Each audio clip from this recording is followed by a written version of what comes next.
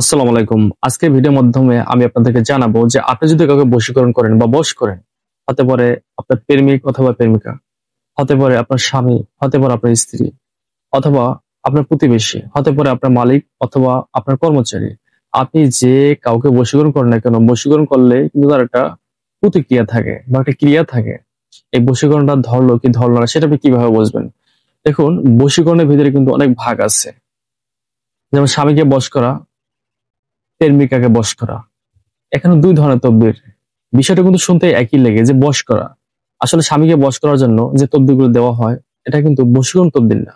এটা হলো বাধ্য করা তদবির।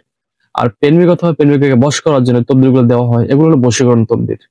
তো আপনি যদি আপনার প্রেমিক অথবা প্রেমিকাকে বশীকরণ করেন, তাহলে কি ধরনের প্রভাব তার উপরে পড়তে পারে এবং আপনি কি সিমটম গুলো দেখে বুঝতে পারেন যে আপনার প্রেমিক অথবা প্রেমিকা অথবা আপনি যাকে বশ করছেন বা বাধ্য করছেন, তার কি ধরনের সমস্যা দেখা দিতে পারে।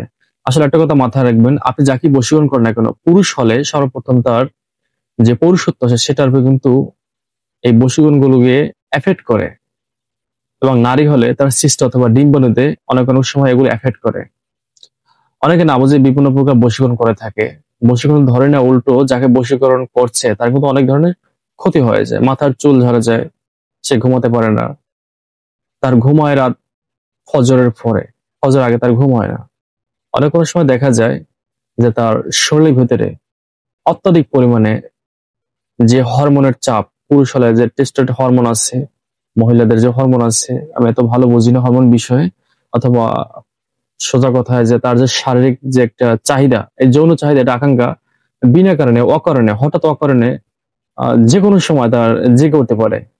অর্থাৎ সে পাগল হয়ে যাবে, আর তার মাথার চুল ঝরে যাবে, তার চেহারা ফ্যাকাশে হয়ে যাবে, তার মাথার ভার থাকবে, সে স্বপ্নে হাবিজাবি খাবে, এবং যাকে বশ করছে, যার প্রতি, সে পাগলের মতো আচরণ করবে। সে তাকে ছাড়া কোনো কিছু বুঝবে না। সে সারাক্ষণ তার চিন্তা ভাবনা বিভোর থাকবে। তার খাওয়া, তার ঘুমানো, সে যা কিছু করুক না কেন, প্রতিটা মুহূর্তে ওই ব্যক্তিকে ছাড়া সে কোনো কিছু বুঝবে না। সে যেখানে যে অবস্থায় থাকুক, তাকে ছাড়া তার কোনো কিছু ভালো লাগবে না। তাকে তার দেখতে ইচ্ছা করবে, তাকে তার কাছে ছুটে আসতে তার মন পাগল হয়ে যাবে। অর্থাৎ সে পৃথিবীর যে প্রান্তে থাকুক না কেন, সে না আসতে পারুক, তার সাথে দেখা করার জন্য অথবা কথা বলার জন্য, তার সাক্ষাৎ নেওয়ার জন্য সে পাগল হয়ে যাবে। তার খাওয়া দাওয়া বন্ধ হয়ে যাবে, সে ঘুমাতে পারবে না। সর্বপ্রথম এবং সর্বশ্রেষ্ঠ কথা হলো, ওই ব্যক্তি যাকে বশীকরণ করা হলো, ওই ব্যক্তি ঘুমাতে পারবে না। ওই ব্যক্তি বুকের ভিতরে ধরপড় ধরপড় একদম শুরু হয়ে যাবে। তাকে কি যেন এক অদৃশ্য শক্তি তাকে টানছে, এটা সে অনুভব করতে পারবে, এবং সে একান্ত অনুগত বাধ্য হয়ে থাকার চেষ্টা করবে। সে নরম হয়ে যাবে।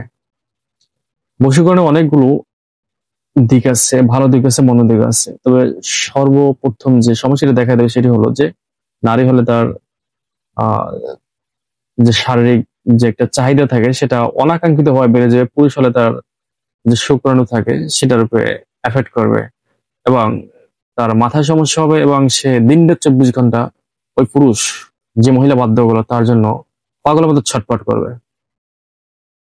বশীকরণ উপর দিয়ে হোক আর ইসলামিক লাইনে হোক, যেটা দিয়ে করা হোক না কেন, পুরুষ হলে তার যে যৌন শক্তি, এটার উপরে এফেক্ট করবে, এতে কোনো প্রকার সন্দেহ নাই। এটা 100% সত্য কথা। এটা পরীক্ষিত, প্রমাণিত।